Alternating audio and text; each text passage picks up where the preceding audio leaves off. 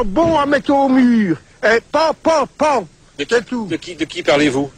Je parle de ces gens-là qui vous gouvernent, qui sont en train de vous conduire pour vous dîner comme à l'abattoir, comme nous conduit les billes. Ont tout mis en place et en marche pour nous voler nos droits. Le peuple français sont des veaux.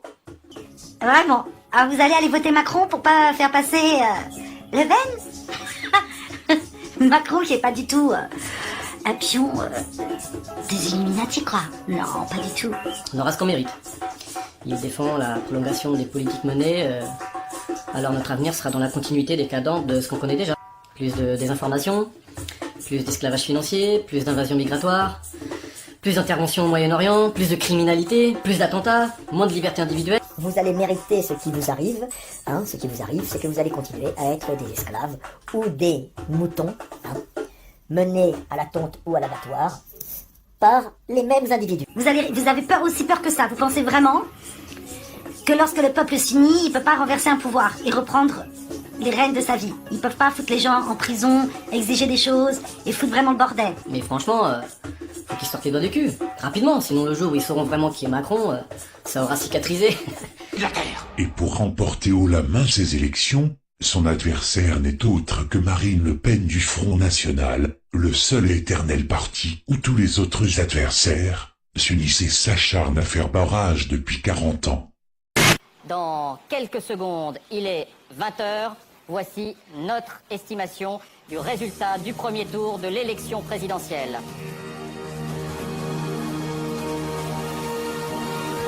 En tête, Jacques Chirac, 20% des voix. Énorme surprise, Jean-Marie Le Pen semble devoir être le second avec 17% des voix. Là encore, les puissants et les riches gagneront, et les pauvres, qui perdent tout le temps, perdront de nouveau, et trimeront comme des chiens pour finir comme la Grèce. Ce qui m'a vraiment choqué, c'est son discours, clairement. Ce qui m'a choqué également, c'est le rôle, une fois de plus, des médias. Enfin, cette suite de ces motards suivant ce véhicule comme si la messe était dite, pardon de cette expression fort peu laïque, comme si l'histoire était écrite et comme s'il était élu, c'est vraiment extrêmement choquant. Alors, l'erreur et même la faute à ne pas commettre est d'estimer que la campagne de second tour va être une ligne droite et que Marine Le Pen va être battue à 40, 30, 25% des voix. Si Emmanuel Macron pense ça, si les médias pensent ça, attention, gros danger. C'était un discours de deuxième tour, un mauvais discours de deuxième tour, et je suis atterré, je le dis, par l'indigence du discours de dimanche soir. Le discours était indigne, c'était du pipi de chat, on est d'accord. Aller dîner à la Rotonde dans le soir du premier tour, je dirais que c'est un péché véniel. Mais c'est une faute de goût et c'est une erreur et une faute symbolique forte. Il sort et il va sortir et on va le suivre, et les caméras et la moto, est-ce la même qu'en 1995 lorsqu'on suivait Chirac? Enfin, tout ça n'est pas décent. À quoi ça sert de dire j'ai invité mes officiers de sécurité et mes petites mains? Jacques Attali c'est une petite main, Lynn Renault c'est une petite main, Pierre Arditi c'est une petite main, Stéphane Bern c'est une petite main, c'est ridicule. On a fabriqué cela de toutes pièces, et d'une certaine façon il y a aussi la responsabilité du candidat lui-même, qui encore une fois s'est trompé de discours. Ce discours est indigent. On attendait un grand et beau discours fondateur qui réunisse les Français. On a entendu des vives Brigitte et des choses. Non mais je vais vous donner... Surtout que quelques heures avant, Laurent Saïm, une des conseillers communication, avait dit alors, gardons la tête froide, n'ouvrons pas de champagne. Manque de bol, la seule photo qu'on voit, c'est Emmanuel Macron avec une coupe de champagne. Et comme tous les vendus, François Fillon a passé un mois à nous expliquer que Macron, c'était le déclin pour la France, et nous appelle maintenant à voter Macron pour éviter le déclin. En raison, ne pas perturber le projet Union européenne. Fillon appelle au déclin de la France désormais à voter Macron pour sauver l'Union européenne. L'enfant de pute.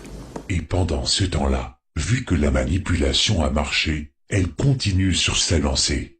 La méthode, faire semblant de ne pas crier victoire trop vite, et propager la peur, la terreur, la pétoche à toute la population, comme pour 2002.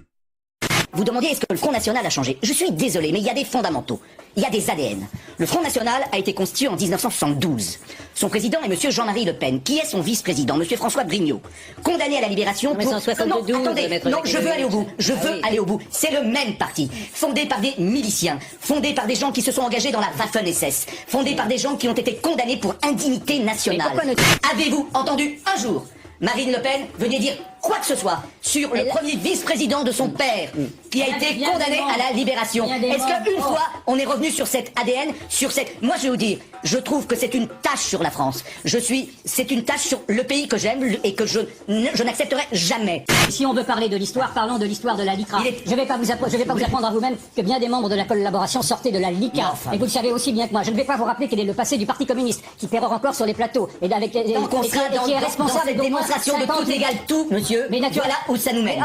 Et pas regarder, ne serait-ce que votre propre passé, puisque vous faites référence au passé, vous êtes dans ce cas-là dans la malhonnêteté intellectuelle. Et moi, ce que je veux vous dire, c'est que je comprends naturellement toute l'indignation que vous pouvez avoir sur le Front National tel que vous l'avez écrit, mais tel qu'il est. Non, mais ce n'est plus ça. Tel qu'il est. Non, mais la vraie question, c'est tel qu'il est ou tel qu'il était. C'est une vraie question. Il y a une continuité. Moi, lorsqu'elle vient parler du Veldiv, monsieur, lorsqu'elle vient parler du Veldiv et qu'elle vient nous expliquer qu'en réalité il n'y a pas de responsabilité de la France, on est dans cette filiation. Si vous voulez, soyez cohérents. Si vous voulez vous indigner de l'antisémitisme et de la violence, aujourd'hui, indignez-vous de cet antisémitisme et de cette violence qui est au cœur de l'extrême gauche. Et vous le savez aussi bien. Parce que je ne condamne pas peut-être. Ce que vous faites là, est contre-productif. Mais que je sache, l'extrême gauche n'est pas en passe de prendre le pouvoir dans notre pays. Je vous coupe. Heureusement. Vous allez arrêter vos conneries, oui.